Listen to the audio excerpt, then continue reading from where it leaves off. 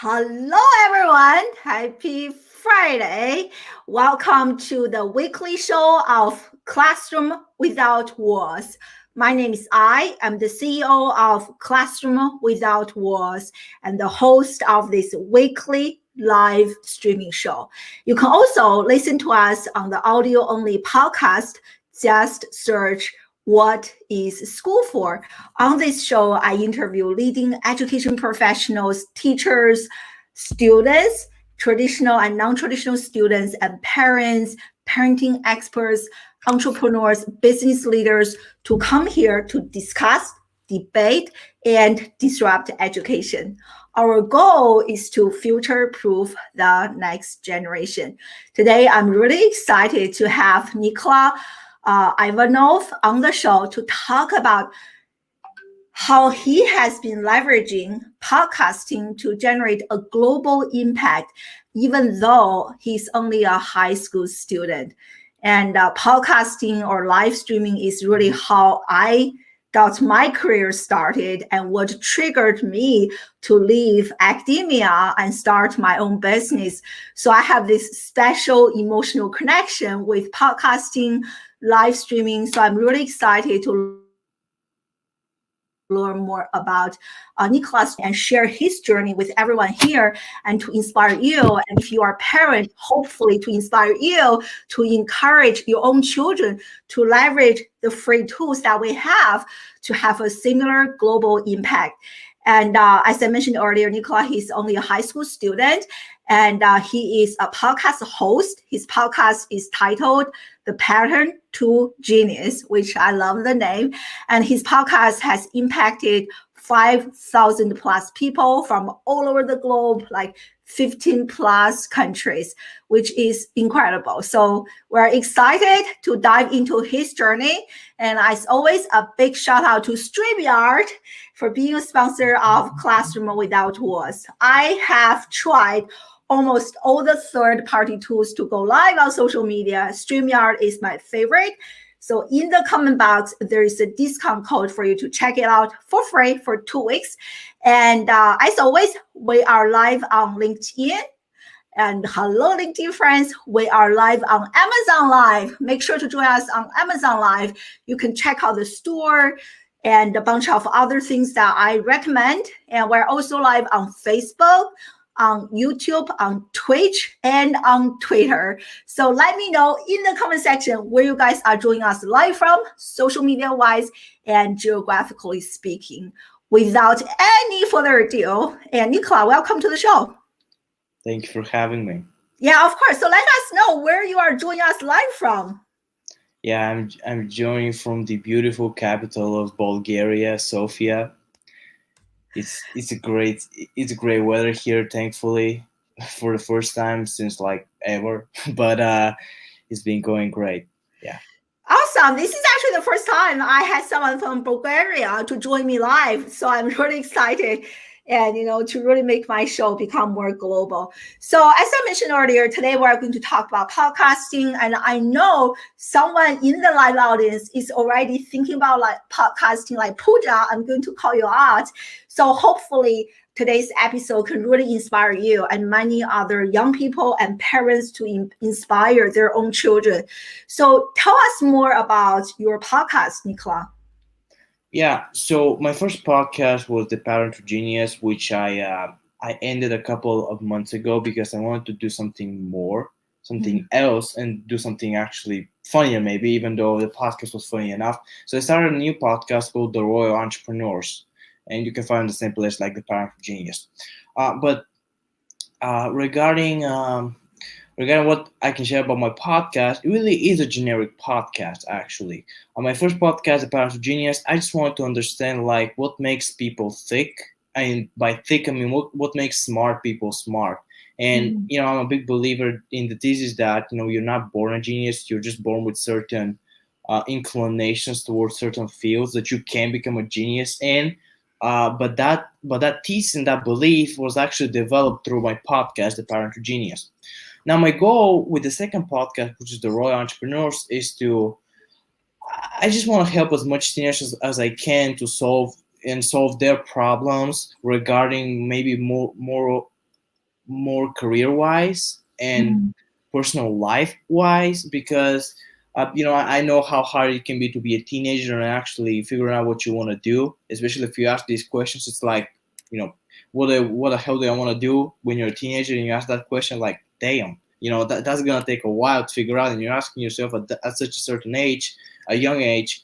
This can cause a lot of stress, and I want to make sure that I can take away some of that stress through interviewing bright minds who can potentially guide my audience to certain areas they feel like they have a passion or inclination for, and like their genius. I love it. I love it. And not to mention, how not only can your podcast inspire others, and how much this podcast can really change you, which we are definitely going to talk about in a second. And so I'm curious. You share with me you are only 15 years old. Such a great age. I wish I could be back to my 15. And so you are a high school student, and I work with high school students. Most high school students are not thinking about entrepreneurship or launching a podcast, have this global audience. So what inspired you to do this? How is you different? Like, what is it in you that really triggered you or inspired you to do something different?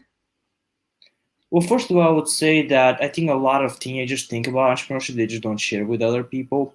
And regarding what inspired me, I guess I gotta go back a couple of years ago when I was 12, and I got this ad from like this guy who was kind of like a life coach, I believe, something like that, who was teaching entrepreneurship, and I thought to myself, wow, I can make a lot of money. God damn, like, well, let me just try that. And as I went down into the rabbit hole of entrepreneurship, you know, I, something started in me like a spark where I said, damn, maybe that's what I want to do, right? Maybe that's what I want to do for the rest of my life, right? I want to become an archaeologist by then. I just wanted to study dead people, if I can, say that. I want to study the past. But when I discovered entrepreneurship, I started looking more at the future, and that was far more exciting, honestly. Mm. It's like I found a new interest. And then I also figured out that you need mentors and you need people Mm. who have been there and done that to actually succeed. So I found this guy on YouTube who also had a podcast. His name was Ben. Um, and I messaged him. Literally, I just typed in the YouTube comments, "Hey, I'm 14. I was 13 back then. So I had been going on that entrepreneur journey for like a year before I found that guy. So I was 13. I said I'm 14 because I thought, why should I share my real age on the internet? And hey, can you mentor me? And he said, yeah, let's connect on Facebook and let's talk. Now keep in mind that my English was pretty broken there, so I understood only half of what he said to me on our video call, the first call, and I was pretty nervous. I couldn't almost understand almost anything. Like it was a big it was Wow. a it was a big, like, how to say, like a fog, like a mind fog. I couldn't understand anything. But what I did understand was he said, and is the only sentence I truly understood back then, was, if you want to truly become an entrepreneur, you have a couple of options. You can read books of great people who have succeeded in business, actual great books. You can maybe start a business, and you don't have to rush it. You can be patient. Or the third option, you can do both, but also start a podcast. And I started, I started asking myself, like, maybe a podcast is the right thing to do, but what the hell is a podcast? Wow. And I asked him, hey, how do I start? And he shared with the software, how to ask the great question. And even though he did share these tips with me, I gotta say, practice makes perfect. So you just gotta go and try it. As much theory as possible is not gonna solve the issue, right? So that kind of inspired me to pursue podcasting, but it was only at the beginning, only about me learning more about success. Because I mean, we gotta be honest. When we interview people, we get knowledge if the people are actually brilliant. We get a lot of knowledge, we get a lot of personal experience for Mm. free. Like, yeah, we pay with our time, but we have a lot of time, so we can always spend it in a good way. So I guess I wasn't inspired to do it. I was more inspired to pursue entrepreneurship, and podcasting was like another form of medium that I can use to go further into that field, and that's how it started. Wow, that's amazing. Are you still in touch with this mentor, Ben? Are you guys still in touch? I would say that I've outgrown him, and he did say that to me. Like you don't need anybody to. Mentors are great, but a lot of mentors are temporary. So we're still friends, but Mhm. not in a mentorship way. Because I mean, he did tell me that, hey, like I thought you everything you have to know, like go and crush it. Because he's also a young entrepreneur, right? So he's not like this experienced old guy, but he was a Mhm. young guy and he was like a big bro to me. And we're still friends, but I don't think we're a mentor mentee anymore. Wow. And that's an incredible story, like so many like older people I work with, people have so much fear, right? Like fear to get started, fear to talk to strangers, fear of social media, fear of not being perfect. I just love how you have just you are being so courageous to reach out to a random person and then just like got started. So if you could like first of all, how long have you been doing podcasting? So I started in February 2019, so more than 2 years. Wow, congratulations, 2 year anniversary. Thank And like, so what are some specific challenges and that you had to overcome to launch this? Well, first of all, I started with an iPad and a phone, and I Mhm. want to use Zoom, but you gotta understand if you want to record on Zoom on the phone, you gotta pay for it. I didn't have a laptop back then, so that was a problem because that meant that my quality is not gonna be good because Zoom was Mhm. far better than Skype, and I did it on Skype anyway. It wasn't good quality. I still did it. That was an okay challenge. Another challenge was, hey, how do I export that? Because it's far easier with Zoom. It just gives you the files and boom. With Skype, not so much. I had to do a lot of things, and it took me a while to figure out how to, export them from from my iPad to the podcast host, which was Anchor. That Mhm. was a lot of struggle, and it took me a while. And there were times when I said, well, why did I do this? Like, I can do so much stuff. I can go and play games. What am I doing here? But I pushed through on that, and I figured out a Mhm. way. The biggest problem, I believe, was the talking to strangers part because my Mhm. English wasn't that good back then. It still has a lot to improve now, but I'm finding a level comfortable to speak with other people from different countries. Back then, I wasn't. I still wanted to do it though, so I said, "Well, let's just try, I guess." And it wasn't like I was this brave guy. I was scared. Forgive my language, shitless, because the first interview was obviously it was with a guy who was a great podcaster. I found him on LinkedIn again, um, and he said, let's do it. But the kicker was obviously it had to be on Skype. It had to be Mhm. at least, I guess, a little bit longer because I always like to do my interviews a little short. Like I always like to just talk with people for a moment and then just quit it all and just go do other thing. Like I wasn't a guy who could focus that much, and that was another problem. But when I went to the call and started speaking with him, his name is Jeremy Ryan, I believe. It was a long time ago. He it wasn't great. I gotta say, like I was just listening and I was saying to myself, "Hey, what the hell? Like I can't understand half of what the guy's saying." Again, Mhm. the same problem from before. So it's a language barrier. But I kept going. I kept going, and I Mhm. asked a couple of questions. I learned that he was also history buff like me, so that was a plus. Um, but that wasn't that didn't happen. Like I didn't fix that problem right away. Even a year ago, I was still nervous to talk to strangers on the internet, like doing these interviews. There was still like some sort of nerve going into it, so it's a Mhm. long process to get through that, I gotta say. and, Mhm. and I guess something we experienced, I guess most of us experienced that. But it can be fixed. It just takes time. But I guess that's the biggest problem, because I mean, come on, like talking to people who are fluent in English and you just barely understand them, and then having to post that, that was the biggest problem, I guess. It's just being able to make a good conversation and being actually natural. Even if you are not naturally good at conversations, you gotta make it seem that way because it's so important. You gotta be good at talking with people when podcasting. Yeah. And I'm still learning that, but I improved a lot from through you from like the start. But still, it's a struggle sometimes. So that is a big problem, I guess. Yeah, I thank you for being vulnerable, for sharing this with us. I mean, like I think for many people, like in your case, maybe definitely a language barrier. But like in my case, when I started hosting my live streaming show, I also had lots of fears, mental blocks, like doing things uncomfortable. I think it is just a journey and that we all have to go through. And, from comfort zone to fear zone, not many people are willing to step outside of their comfort zone. And I also love how you said that, like talking to strangers. And this is why I feel like the traditional education model didn't really prepare us, right? So when you are a student, have you ever taken like any, like, does your school offer any like communication classes or speaking classes or something like that that can kind of prepare you to have conversations with people you have no idea who they are, and even more so like different age, right? Like different generation. So do you feel like the classes you're taking from your school are helping you developing this aspect of you?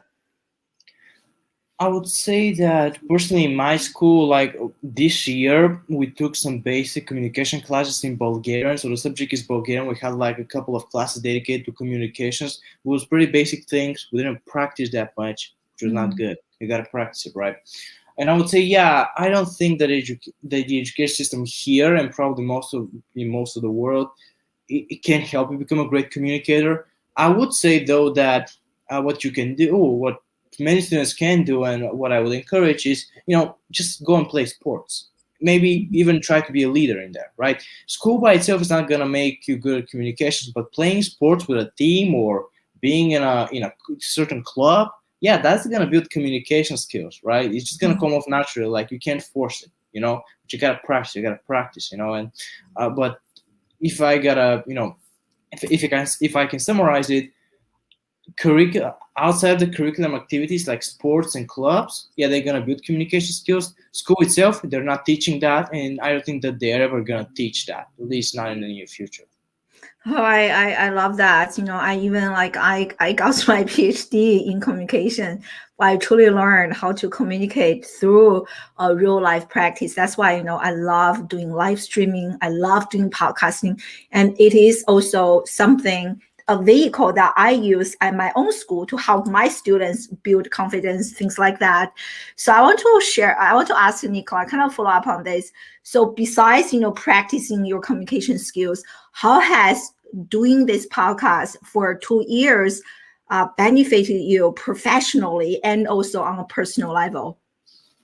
Well, there's obviously the part where I got a lot of opportunity to work with people that I liked, so I'm right now working with one of my mentors. I'm just doing like VA stuff, aka virtual assistant for him. But he became my mentor through the podcast. Like I just had to ask him, like I didn't say, hey, this and that. Can you be my mentor? I will do this. I will do anything you ask me to do. I just want you to teach me certain stuff. That was pretty big. But I would say that if it wasn't for the podcast, even though it might seem impressive that a teenager wants to, let's say, wants mentors, you gotta provide value in some way so the other person can, provide value to you in another way. So basically, by providing the value through my podcast, interviewing him, posting the show, getting some listeners, and maybe clicking and checking his website, and then asking, like, give him that, asking me, hey, can you be my mentor?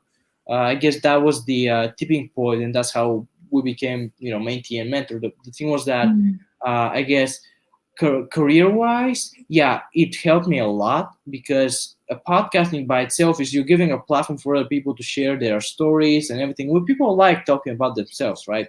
Um, as you know, and giving them that platform. And then when they're vulnerable, quote unquote, you can ask them about almost anything, and they're gonna either say yes or not yet, which is good because it's better than no.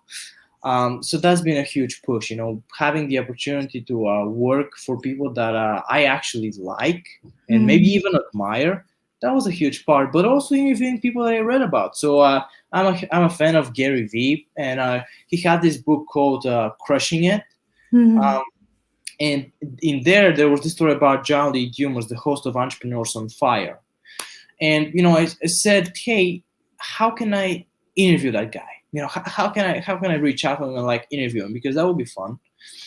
and I did that. So I messaged him on Messenger, and I followed up a couple of times. He said yes. That was I was ecstatic. We did the interview. It wasn't that good, but I still did it. And then I interviewed those people like Ivan Carmichael, who is that guy who does the top 10 videos on YouTube. He's a pretty interesting guy.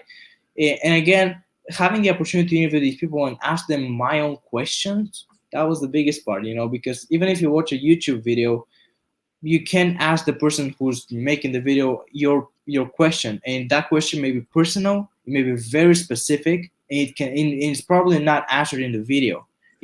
It's a free way of getting mentorship through your podcast, but also a way of getting experience, because like we said, communication is important to get into practice, but you also have the opportunity to work for people you admire because you provide value to them, and you don't charge for it, which is the most interesting part, which is to provide a lot of value. So I guess it did benefit me a lot in career wise, but personally, uh, I just feel like it opened my mind, because we have to have an open mind and like connect with other people and their ideas. And I tell you, I changed my mind a lot of times since I started a podcast. Like, I had totally different beliefs when I started, and now I have absolutely different, and dare I say, it's like on the other side of the ocean. It's so different. Everything, my beliefs, the system the way I'm thinking, it's so different because of the podcast. So it influenced a lot of my thinking, and thinking influenced my actions, and my actions influenced my life, I guess.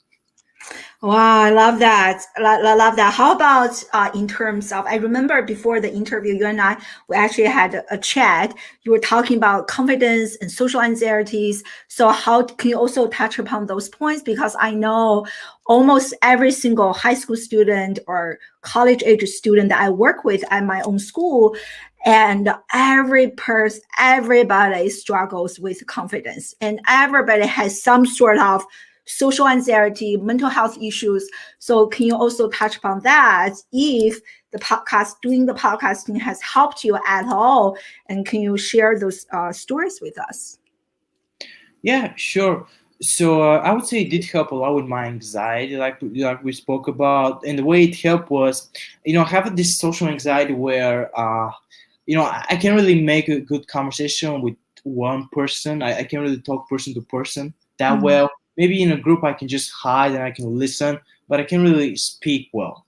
And being having that language barrier was even harder. So that was even harder. But my desire to do this thing just kept me going, and slowly it improved. And I didn't really see it at the beginning, but my conversations with people in the real world, maybe not just in the virtual world, got better because obviously I was willing to listen, but podcasting taught me to ask good questions, but also actually share my opinion. Because a lot of my earlier guests said, "Well, what do you think? Well, what do you think about this?" And I said, "Oh, goddamn, I don't want to think anything about it. It's like I'm interviewing you, you're not interviewing me." But then, as with time, I understood, that's a great confidence building machine because you're building opinions. You shouldn't have an opinion for everything, but you should have an opinion for some things. And that gave me the platform to then, talk with almost anybody, person to person, and not feel any anxiety, right? And that was the biggest part. I could speak with anybody on any topic in person. I wouldn't get even an inch of anxiety. It was a 2-year process. I still have some inches of anxiety left, but it's far, far better than, let's say, when I started. So yeah, honestly, it improved my conversational skills. Like I said, asking good questions, being able to listen well, listening actively, and actually consuming information, not just letting it go over your head, and then having an actual opinion, not just agreeing or disagreeing with somebody, saying, "Yeah, I do believe in this because of this and that." So yeah. I mean, I love this. I have to say that you have excellent communication skills. I work with people older or my age. Not everyone can articulate him or herself as clearly as you do. So, yeah, definitely this thing is working for you. So we have quite a few questions from our live audience. And so here's one from Dan. Thank you for joining us live. So As I mentioned earlier, over the last only 2 years, you have impacted 5,000 plus people on a global scale. That is pretty amazing. So what is your next step? And now your show or your podcast has been growing. Yeah, well, I never actually thought about it as a way of to maybe grow my message. I was thankful that I impacted some people, but I use the podcast more as a platform to, I guess, first of all, like I said, just learn for myself, then share with other Mm. people. But I was never thinking about, hey, maybe this can go really big. I still don't think that, even though my second podcast is growing steadily, not in rapid pace, but growing steadily month by month. I still don't think that I'm gonna do this as a way of maybe building a personal brand necessarily.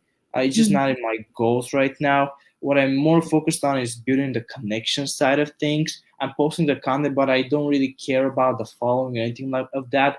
I do care about the conversations and the people involved. And obviously, if I can impact more teenagers, sure, I'm gonna do it. But it's not my focus to like maybe grow it. I think it's been great in terms of like me getting clarity on what I want to do for the rest of my life, which is obviously not gonna be podcasting. That's just another way of doing things, another way of me sharing a message and learning, kind of like reading a book. The podcast interview is the same way as reading a book, honestly, in my opinion. So I guess my next step is to pursue my other goals because I did achieve my goal of, let's say, building a podcast of over 100 episodes. I never cared about the following, but more of the episodes at the beginning.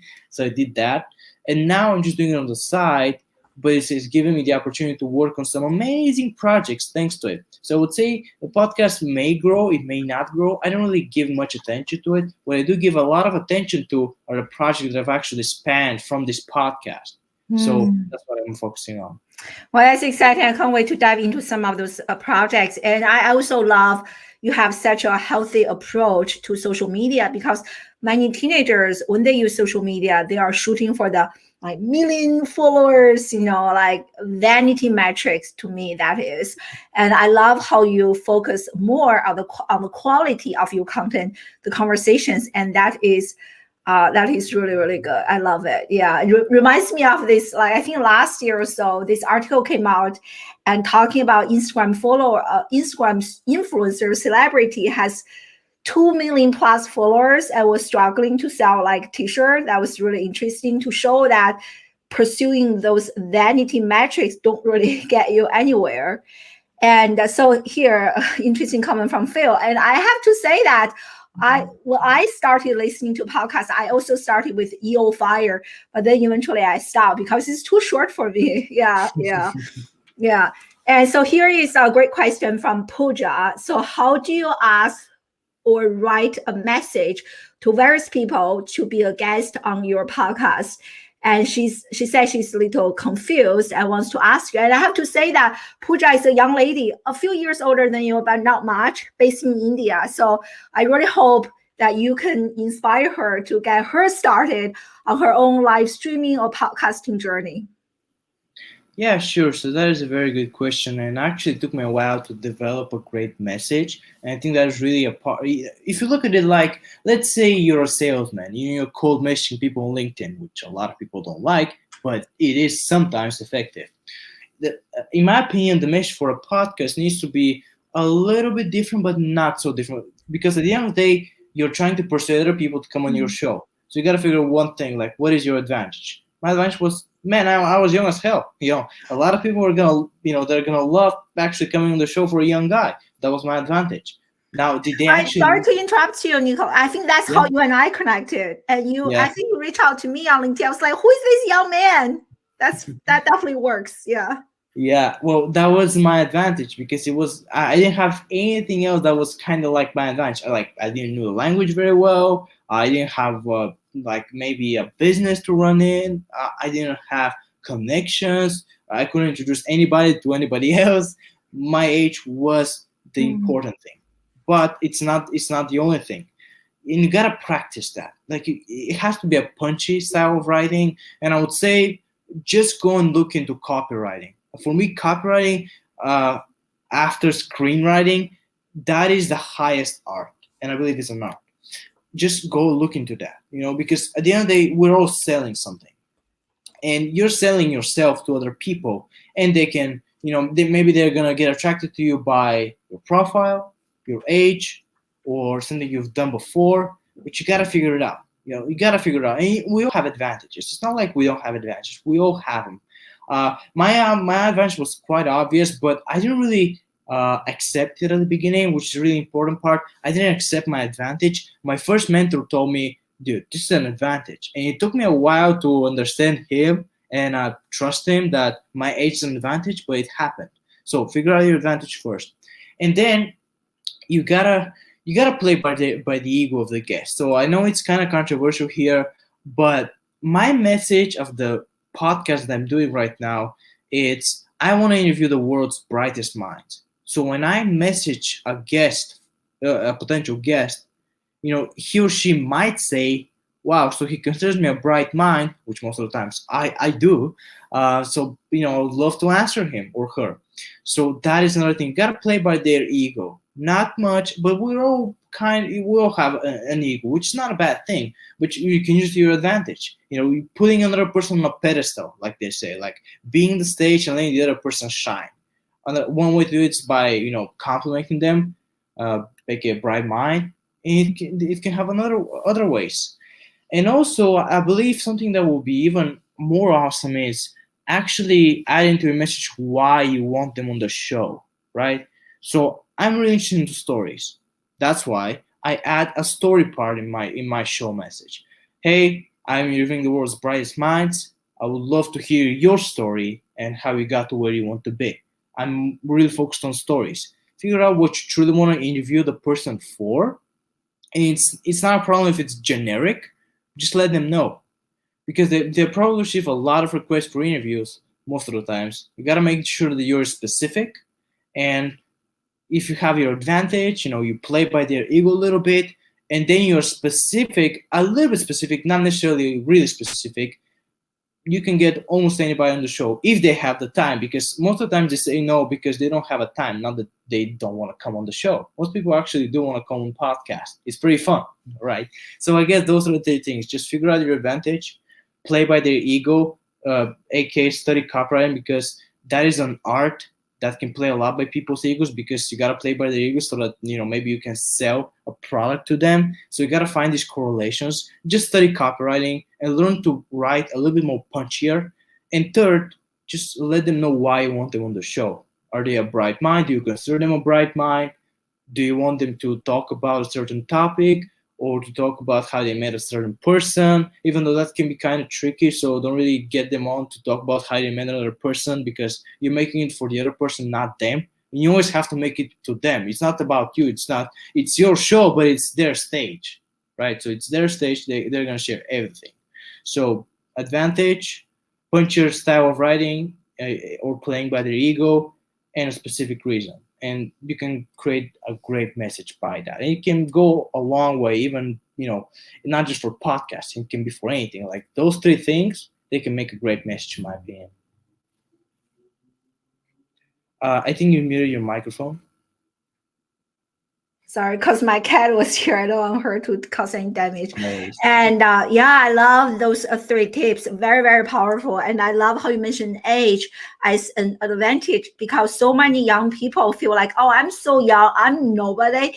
They perceive that as a disadvantage. I love how you reframed this as an advantage, which I truly agree. I don't say yes to everyone, but I never say no to a young person who reach out to me. I was like, oh yeah, of course, like you just feel like you want to make a difference in someone so young in their lives. It makes you feel good. So I definitely love that. And I also love how you were talking about copywriting. Oh my God. This is something, after I got my master's degree, after I got my PhD, and after I started my business, I was like, if there were one skill that I wish I learned while I were in school, that is copywriting. It is so, so, so important. It is so different from traditional school writing. Could you tell any difference, Nikola? Like school writing for your teachers, for your high school teachers, versus copywriting for social media. Literally, copywriting is really what made a big difference in my business financial wise, my ability to craft my own message. Actually, for those of you who are interested, I'm going to share the link in the comment section. On Wednesday, 2 days ago, on my other show, and I actually had a young man on my show talking about how he has learned copywriting skills and how he started his career with only $10 per article to making $25,000 per month. Incredible story. So definitely check out that.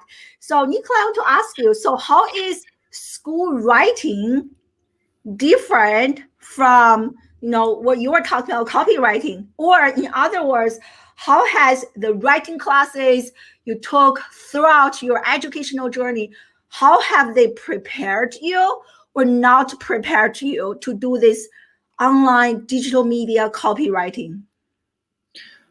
I was always a fan of writing since I was a young, because my mother always they just poured books into me, and I've always loved books, so I naturally just love writing as well. Um, but I would say that even though I'm gonna say this, writing in any way, it is beneficial for you. Writing as a skill, it's beneficial. There are different types of writing, that is true, but writing itself is very beneficial. School didn't prepare me for copywriting because I believe that the way we write at schools, it makes us think, but it teaches us how to think. But copywriting by itself, it teaches us how to think differently. So I would say that is the biggest difference. You gotta be a little bit more creative with the copywriting part. You gotta speak, and I guess you just gotta read everything, obviously. But copywriting by itself is a very creative skill. While writing, even though it's obviously copywriting is a branch of writing, it is far more creative than the standard writing we teach at schools. But they're all beneficial because it teaches how to think. So. Yeah, that's great. Yeah, I definitely copywriting. One thing I noticed that you can start a paragraph or end a paragraph with one word. OMG, I say that all the time from Neil Patel. And this is like OMG, crap. That's like a paragraph that can really catch someone's attention. So that's great. And also, I want to go back to what you mentioned earlier, that from the podcast, and the podcast actually generated quite a few exciting, interesting projects for you. So do you mind sharing some of those projects with us that came as a result of your podcast? Yeah, so I did for quite a while, for a couple of months. I did work with one of Bulgaria's biggest agencies about positivity, journalistic agencies. It's called Uspelite.bg. BG is Bulgaria. So we did some time with them. It was pretty interesting because I got to meet again a lot of interesting people and get my beliefs in my country back. Because I thought that Bulgaria before was, we couldn't really say the country, it was dead end. But these guys, they taught me a lot of things, and they showed me that, hey, Bulgaria matters.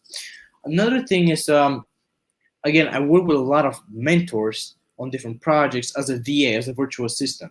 So some of them were Dropify, which is a e-commerce company, and Power Financial, where I was doing some sales and stuff. I didn't put them on LinkedIn for some reason, though. Even though I worked there, I didn't put it on LinkedIn because I don't really check my LinkedIn that often, unless when I'm messaging people. So it's been that I just getting that work experience, and also just meeting the people and having the opportunity to help their projects. For example, so I had this music guy who I interviewed. His name was Barry Coffins, I believe. So if he's watching, shout out. He's a great guy.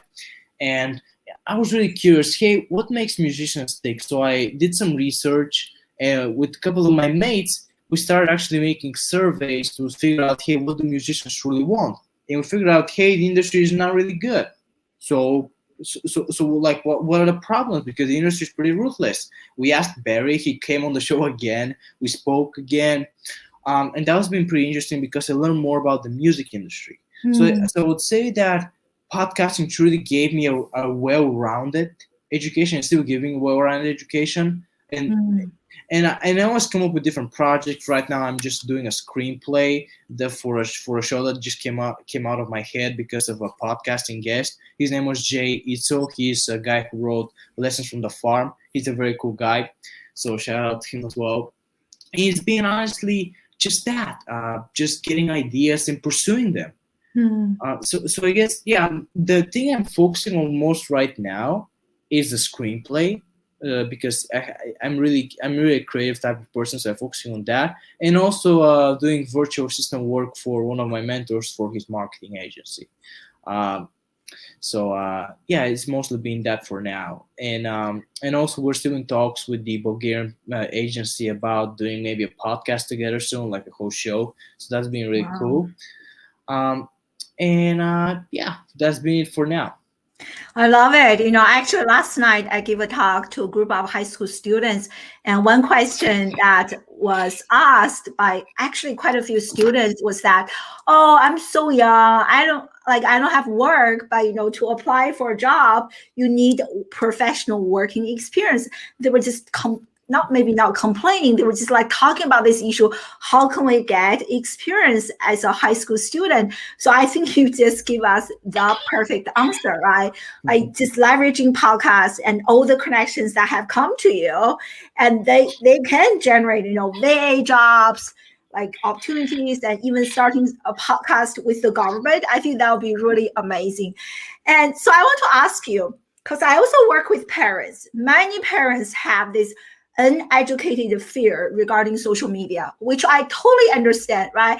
They were afraid, or they are afraid to have their kid, their son or daughter in front of the camera, talking to strangers, putting their name out there.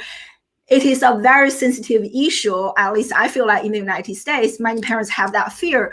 So I want to ask you, Nikola, how do your parents feel about you being just like out there, having a podcast, people from 15 plus countries listen to the show and putting yourself out there on LinkedIn, doing like videos. So do your parents have any like fear? If they do, how do you help them kind of overcome that fear? I would say that at the beginning it was a little bit strange because, again, I was talking to strangers on the internet, and there are a lot of cases where that can turn out pretty badly for you. So I understand my parents' concern about that, and I understand a lot of parents' concerns about it, because it truly is not an easy job, because sometimes you can get a lot of weird guys and you can talk with a lot of weird guys, but it depends on what your podcast is about. If we're talking specifically about podcasting, because I mean, I decided to target mostly entrepreneurs at the beginning, and they were normal guys. And I explained that to my mother, and she said, "Okay." And she saw me how I speak. She saw me how I'm having fun, and she always taught me to dream big. She's kind of conservative. She doesn't really by herself wants a lot of things. She doesn't want to change the world or stuff like that. She has a very conservative mindset. But she always taught me to dream big and be curious. She sparked my curiosity, and by reading me different types of novels when I was a little guy. So she's always been open to me trying new things. She always encouraged that. She was, like I said, a little bit worried that I spoke to strangers when I was 13, 14, 15. Now she doesn't, thankfully. She isn't worried. Another fear of her, though, is maybe I'm gonna slack on school if I just do that, and I believe that is a common problem, because by itself, doing stuff on social media is obviously very time consuming, and this can truly impact your school success. And even if it may not be a priority for you, you're still living under your parents' house. So I don't understand that yet. I still haven't convinced her that I'm gonna be fine. So I guess she's mostly being okay with it. She's not okay with me slacking on school ever. So that's the big problem. And the way I'm thinking I'm gonna solve this is by actually showing her the result of my projects. But this is gonna take a long time, so we gotta think long term, right? I love it. And maybe following up on this is here. First off, I love this comment from Lance. Thank you for joining us live from Australia. copywriting is to produce results. Amen. Like, again, I said that earlier. I wish I learned this very important skill before I started my business. And Michael, hey, thank you for joining us live. And he said he's using SiteGround based in Bulgaria. Like, I don't even know what that is, but that is pretty cool. Yeah. Yeah. And following up on what you said earlier, so how do you balance between schoolwork? It seems like you have the job, you now have two podcasts, you are also active on social media. So how do you balance everything? Well, the VA job takes me around 10 to 15 hours per week, so it's not Mm, that much. I've limited my interviews to only 2 to 3 per day, 3 maximum. For that very reason, because I just want to make sure that my mother is not on my, she's not angry with me or like after me because I slack on school. I I don't really focus that much on school though. I gotta be honest. Uh, I guess it's just that. Most of the things that we are learning in school, I probably read them in a book, so I just recall them, and that's been easy for now. We don't know how it's gonna be next year, so I'm just balancing them out, and it really depends on my goal. So, like, what is my goal now? I want to focus on health. Okay, so if I want to focus more on health, I gotta put some things on hold because I gotta be focused. If I want to mm, focus on school, I'm gonna put podcasting on hold, and vice versa.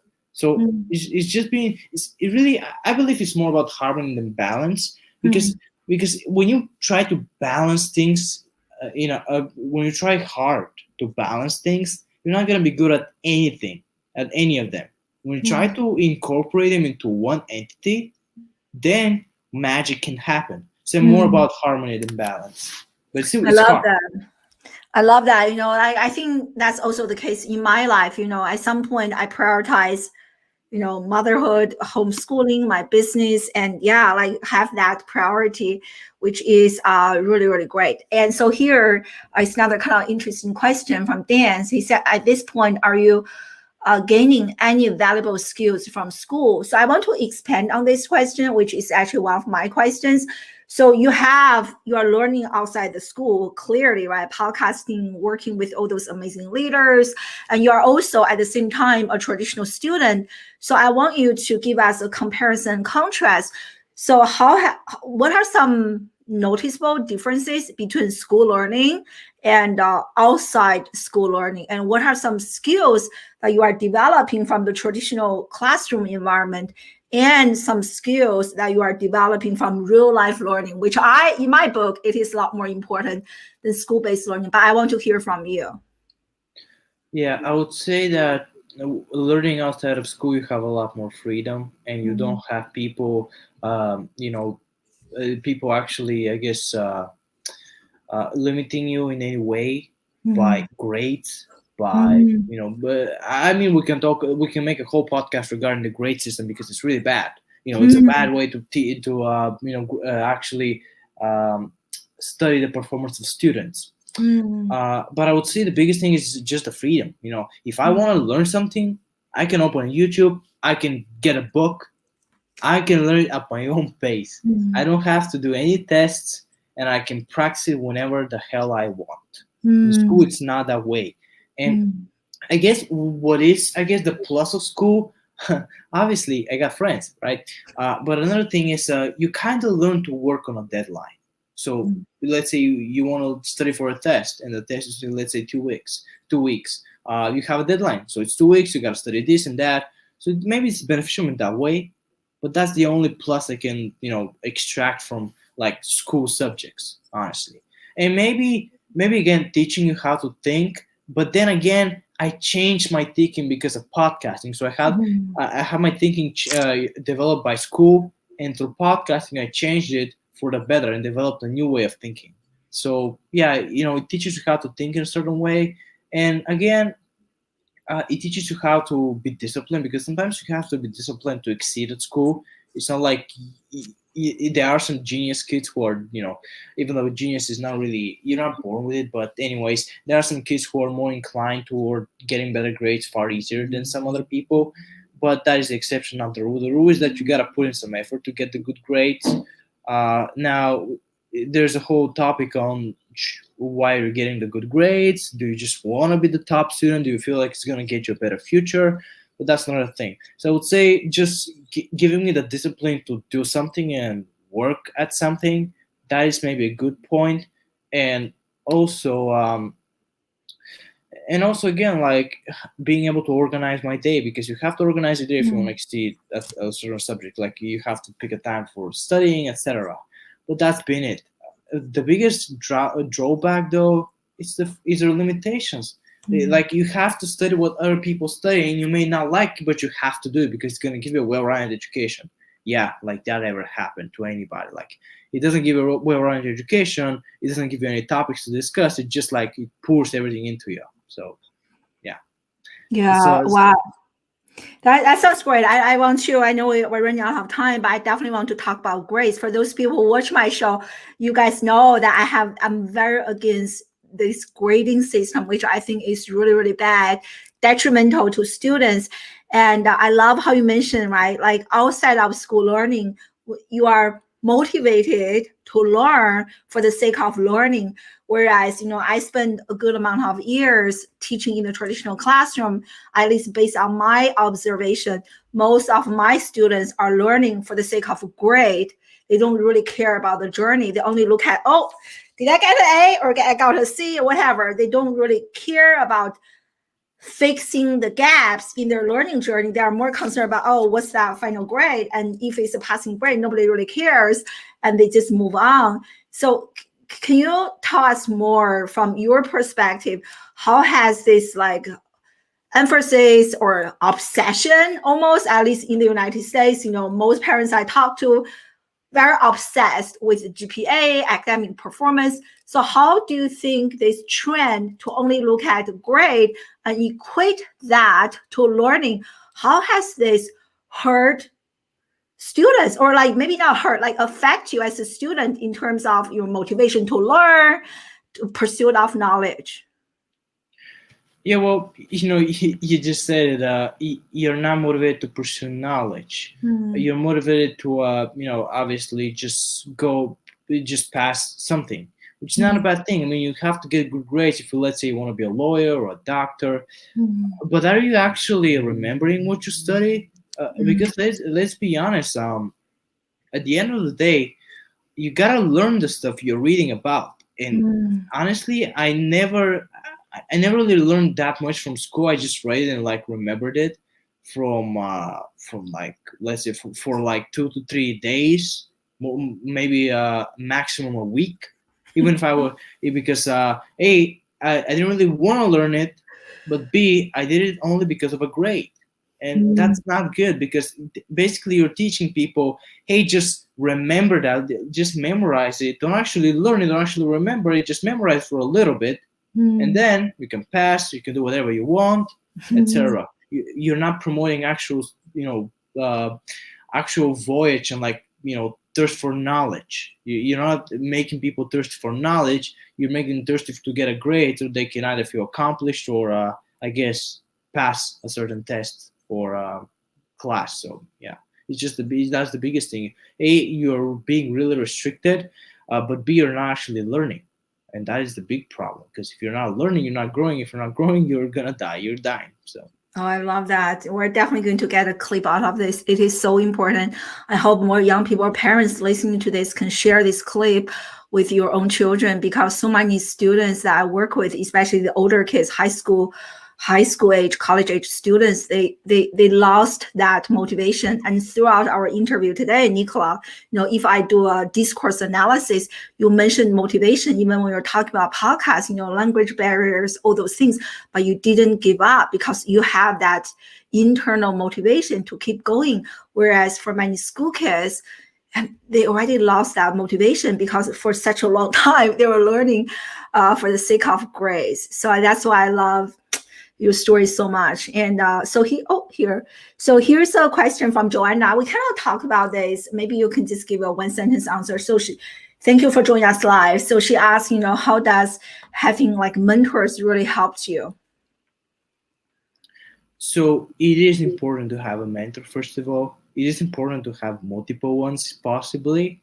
But you gotta understand one thing, and nobody's gonna, nobody's gonna like uh, blow the soup for you. You gotta blow your own soup. You gotta make your own soup. So at the end of the day, mentors are important, but you gotta understand that if that mentor is not pushing you to take some sort of action, that is to read a book, that is to learn something, that is to do something, it's not gonna work. And I feel like a lot of people have mentors, quote unquote, who are only theoretical. That they just talk. They haven't done it, which is most teachers and professors in most subjects. But it is important to have a mentor.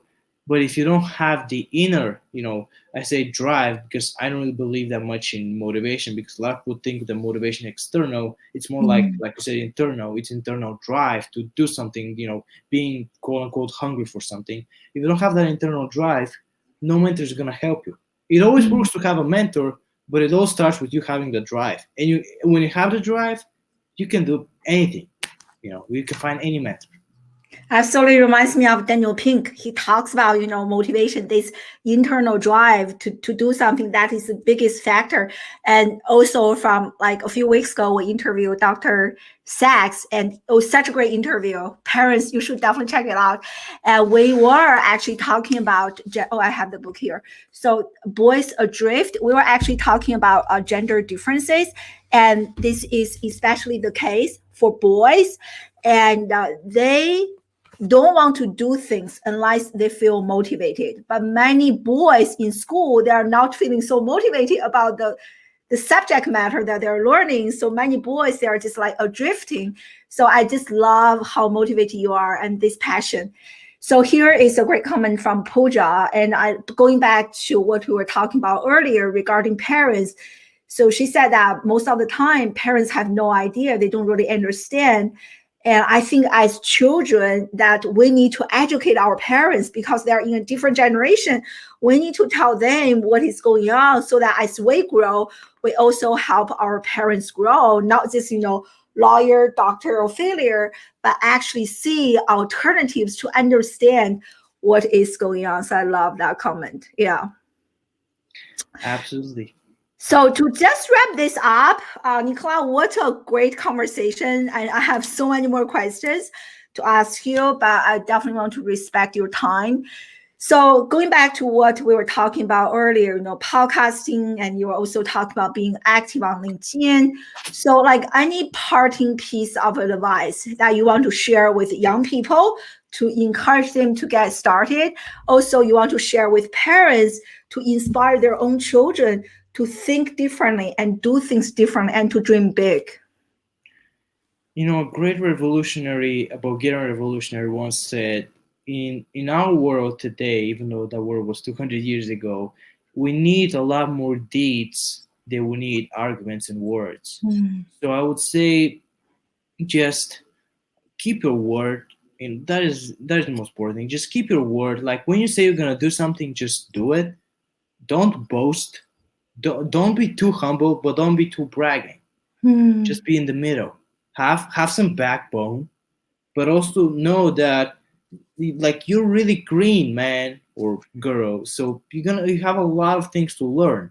So just be with open mind. But remember, it's always about the deeds and not your words. People judge you by your actions, not your words. Unfortunately, we're living in a world where, as good as a speaker, a public speaker you can be, that is, I believe, a valuable skill. You gotta support that with some action. So just take some action, do a deed, whatever that action can be. You're gonna be well off because you're building the muscle of taking action, and that is always gonna be useful in whatever you do. Yeah, I love that. I love that. And here, I just want to show a few really powerful comments from Michael. That's the problem. Studying only for a grade. This is very common. It becomes commoner, more and more common as children become older, get to the college level. I see it all the time. It is much more powerful when your kids are like Nikola, learning for the sake of learning, that internal drive. It is so incredible. And I love this comment from Phil. As parents, we have to walk that fine line between encouraging our kids to do and look into something and pushing them too hard. That is so true. Actually, my husband and I were just talking about this last night. We are constantly reminding ourselves, like that fine line, like 1 criticism, 7 compliments. That's kind of what I learned from the book. That's an ideal ratio. You want to push at the same time. You don't want to damage them. So that is, I guess, the magic number: 1 criticism, 7 compliments. To try to implement that, and at least dream big. Totally. So thank you. And we have even more comments, but thank you so much, everyone. And thank you so much, Nikola, for such an amazing interview. So please do share with us where people can learn more about you. And I only have this one here. I didn't know you launched a new podcast, but I only have the old one here. But let them know of your podcast name again, so where they can listen to it. Yeah, sure. So my new podcast is called The Royal Entrepreneurs. It's TheRoyalEntrepreneurs, The Royal Entrepreneurs. And you can find it on most podcast networks, but Spotify is obviously the easiest one. So just go to Spotify and search The Royal Entrepreneurs. It's going to pop in there. And if you want to check the Pattern to Genius, again, you can find it absolutely everywhere. Just type in the Pattern to Genius. You can access the library of over 150 episodes. And if you want to connect with me, LinkedIn is the best place. But I don't really check it that much. So I'm just saying. That's great. I mean, you already have like 6,000 followers. You share valuable content. I think that's amazing. Did you inspire any of your classmates to do something like you have been doing, like starting a podcast, like those online things? Did you? I'm just curious. I actually inspired a friend of mine who's not from my class. He's from India, so shout out to all guys and gals from India. To pursue his own thing. He's not a podcast though. He started a server where he shares his own things. But in general, most people that I quote unquote inspire or like try to help, I would also say that the way I helped them was like I showed them that you don't have to have it all figured out right now, but you have to look for something. Like you have to look for something. Like I believe most people's purpose, most people just look for something. It's the thrill of seeking and chasing something, not necessarily achieving it, but seeking something. So I guess I inspired a couple of my classmates to just seek something. Not necessarily achieve something, even though that is absolutely important and you gotta achieve your goals. But it's even more important just enjoy it. Enjoy the thrill of seeking it and chasing it and stuff like that. So it's amazing. It's amazing. At least you inspire them to do something beyond the physical walls, and to me that is so important. But anyway, thank you so much, Nikola. Everyone definitely check out his podcast, connect with this young man. I feel so inspired, and I hope everything that you have shared can also inspire my own 9 years old to start his podcast, which I have been like pushing a little bit. So thank you for a great interview. And thank you so much, everyone, for joining us live from all over the globe. I love you guys. I appreciate you guys. And I hope to see you again next Friday, same or Saturday, same time, same location. Thank you so much again, Nikola. Bye, everyone. Have a great weekend. Thank you.